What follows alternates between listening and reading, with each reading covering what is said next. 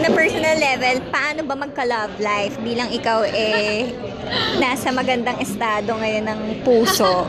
Paano ba ma-achieve yon? Ikaw, ano bang mapapayo mo? Dumadating siya kapag hindi mo hinahanap kapag hindi mo pinipilit, or kapag hindi mo ini-expect. Pero palagi namang may mararamdaman ka or may konting signs, di ba? Parang nafe-feel mo naman yon kung okay ba yung isang tao para sa'yo, or kung tama ba na kasama mo siya.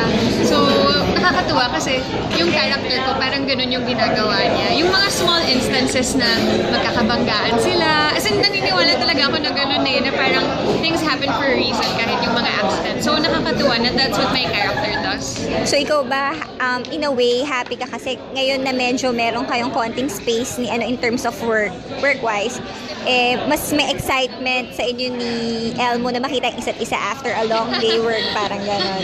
I guess in a way, para nagpapamiss. Diba? Pero I'm really thankful kasi even if we do things na hindi kami magkasama, talagang full support pa rin siya. At syempre ako din naman sa kanya. So yun, parang nakakatuwa na it doesn't end sa